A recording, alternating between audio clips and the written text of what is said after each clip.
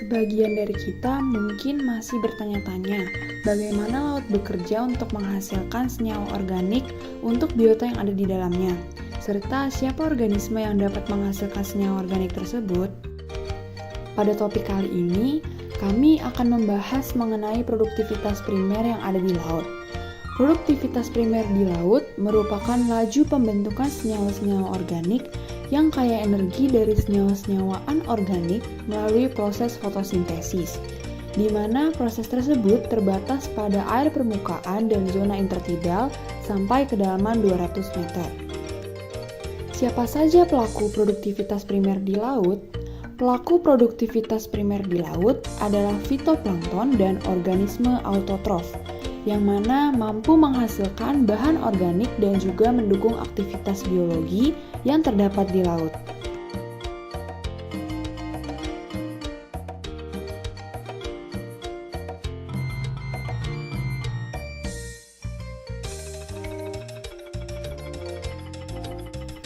Apa itu fitoplankton?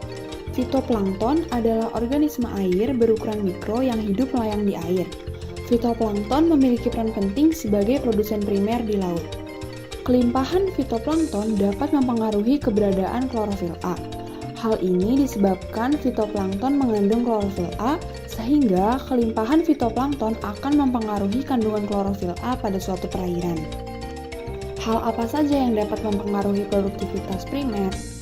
Beberapa hal yang dapat mempengaruhi produktivitas primer yaitu ada cahaya, nutrien, klorofil, kedalaman, kekeruhan, arus, dan juga suhu.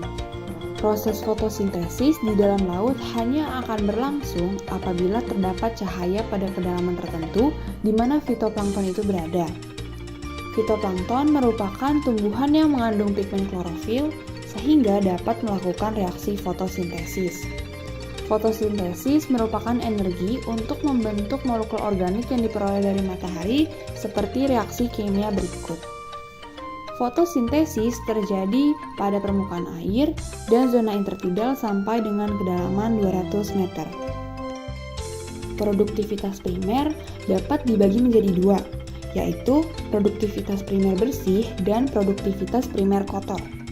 Produktivitas primer bersih merupakan istilah yang digunakan bagi jumlah sisa reproduksi primer kotor setelah sebagian digunakan untuk respirasi. Produktivitas primer kotor adalah jumlah seluruh bahan organik atau biomasa yang terbentuk dalam proses produktivitas. Produktivitas primer memiliki peran penting dalam siklus karbon dan food chain.